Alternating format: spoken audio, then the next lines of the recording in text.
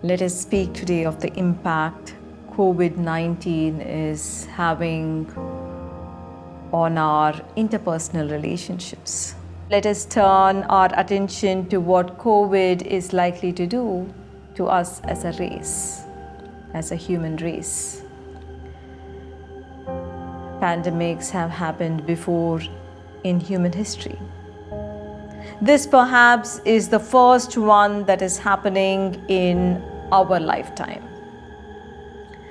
Spanish flu killed 50 million population, while the global population was a mere 1.8 billion. It was 182 times more life-threatening than COVID. Smallpox killed 1/3 of people it affected, and it blinded so many millions. COVID is certainly not so deadly. How is COVID affecting us then? COVID has sadly claimed many lives, yes. COVID has led humanity to a collective nervous breakdown, yes. It has broken the backbone of global economy, yes.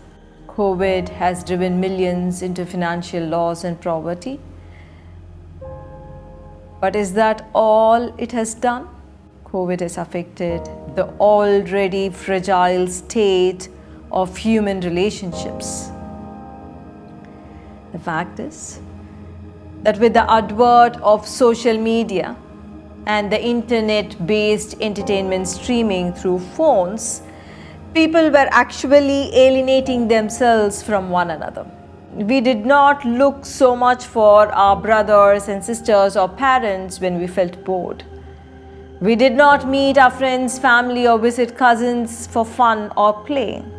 We were dependent on the crazy labyrinth world of internet. We could get lost in the labyrinth of YouTube or Facebook or Netflix seasons for hours, days, and even weeks. And COVID has, in a sense, precipitated that social alienation even further. Fear of the spread of the disease has already taken touching and hugging out of the equation now. Fearing the spread of the disease, today we leave our loved ones alone in some nameless ward in a hospital. We have moved away from actually caring for each other. Even if a loved one passed away, we are in the pitiable condition of sending a WhatsApp message as condolence. We are afraid to wipe the tears of family. This is not to blame anyone. This is the current circumstance. But please bring awareness to what is happening to your heart, what is happening to your capacity to love, to feel, to hold another in sadness, and to reach out when we need. At the end of COVID-19, for how many ever weeks, months it may last, let the majority of us not have gotten into the habit of crying in loneliness or ignoring each other. For what is life if not relationships?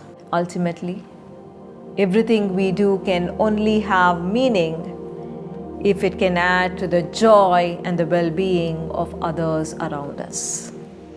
I say this to you because every pandemic has left a mark on human societies that almost took a few centuries to erase. After the plague, people refused to bathe, in fact, bathe only once in a year or once in 6 months in Europe, somehow believing that water was the cause of plague. After years of smallpox, parents refused to name their babies after birth. They waited for the baby to survive after contracting smallpox before naming him or her. In 1901, plague epidemic saw racially segregated quarantine, which long after the disease was gone, led to segregated towns and communities in apartheid South Africa. So be conscious of what is happening inside you and inside your family members. Create small ritual of love that you will do as a family throughout this crisis.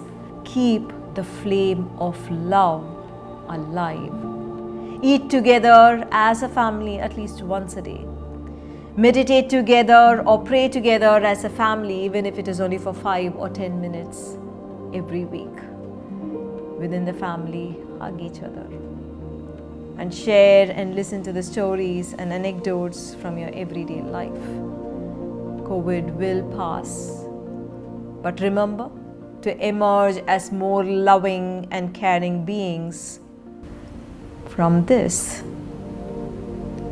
than otherwise.